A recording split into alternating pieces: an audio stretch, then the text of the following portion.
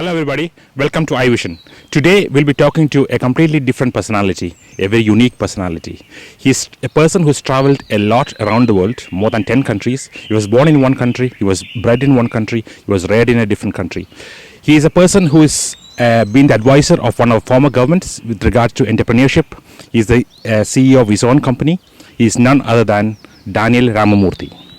Daniel, thank you so much for coming to this program with Ivision. No problem. My pleasure. Thank you. Right. Can I just start off by asking you, you actually have a very varied background. Yeah. Can you just tell us about your background? So, my name is Daniel Ramamoorthy, otherwise for short called Dan Ram. And there's three things that really excite me. People, impact, scale. People, impact, scale. The reason it's varied is because I aim to get those three happen. So I'm an investor, I'm an entrepreneur, I'm an advisor to the government. I lecture in the universities on entrepreneurship, both locally and at international boot camps. I'm a radio presenter, I'm a full-time recording artist, and I like playing badminton. But all those things happen because I like impact, people, scale. Thank you so much. One of the things that I seen that really interested me in your profile was that you are an alumni of Yale.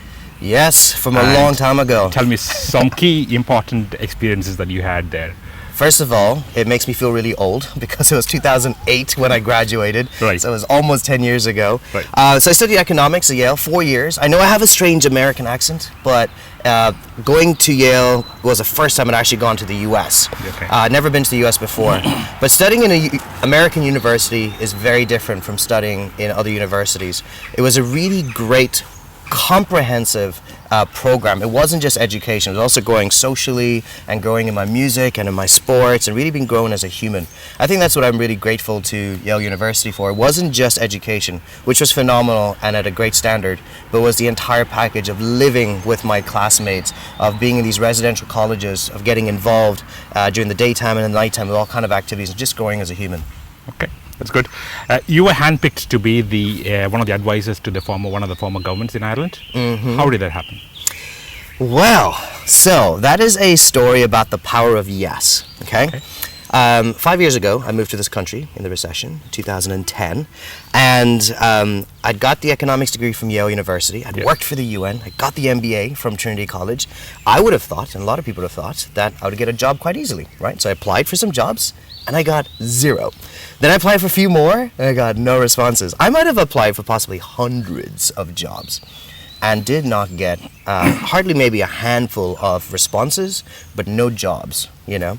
And I thought to myself, what can I do? So I couldn't control the situation. I couldn't control the job stuff. I couldn't control the circumstances, but I could control something. And that was my attitude. And I decided I was going to have a yes attitude. The yes attitude is really simple. I was just going to say yes to whatever happened. And the government is actually a story of saying yes to stuff. So let me give you a quick recap of what happened. This radio station called, asking for an interview. Right. Not from me, from my sister. And my sister said, can you drive me to the radio station? Okay. My answer was, yes. All right. That turned up into my own show for 4 years, having a weekly slot on a national radio station. Excellent. Saying yes to driving my sister to the radio station. Also, my mom, I love singing, and my mother said, hey, you should join a local choir. All right. You should audition. Right. Do you know what I said? Yes. Yes, I said yes.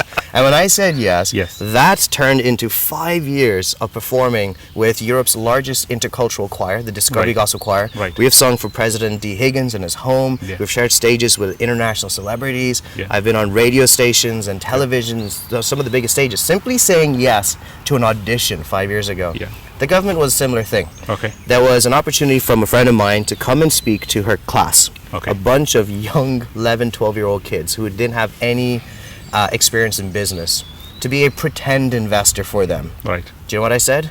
Yes. I said yes. Okay. And that, over 2 years, ended up becoming an invitation. I got a phone call from one of the dragons from Dragon's Den called Sean O'Sullivan. Okay. And he said, Dan, I've heard of some of the things you're doing in the startup world. Right.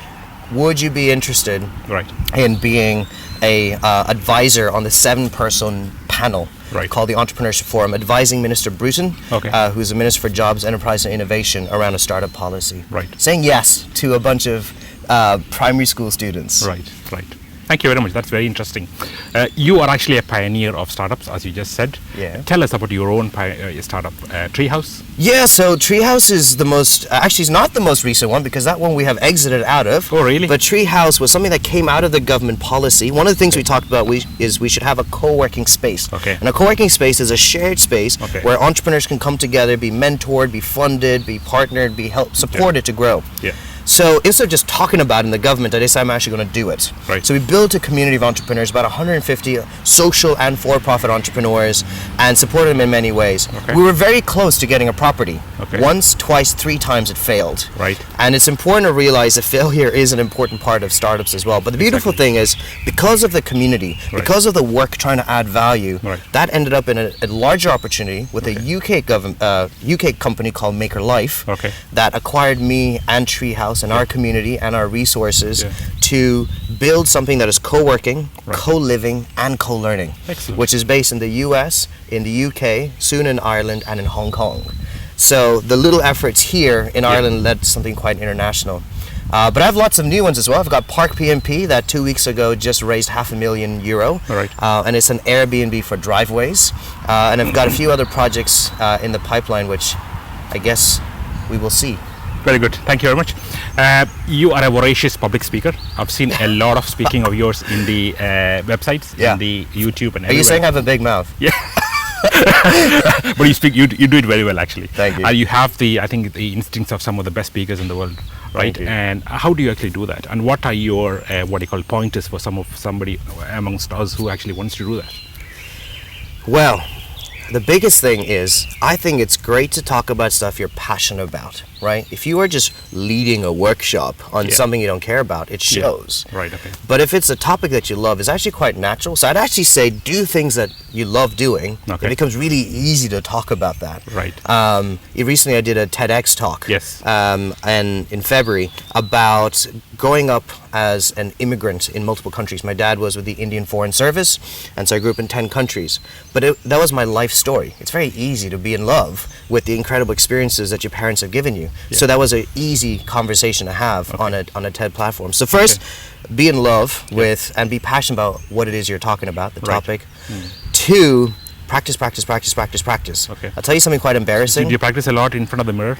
In front of the mirror, in the car, and this is what's embarrassing. On the way here, you saw me drive up. Yes. I had a 20-minute drive. Yes. I practiced everything. All right. I was driving down the highway, and I'm just talking to myself. I'm sure every other driver was really nervous watching me talk to myself in my car. Right. But it's so important to practice.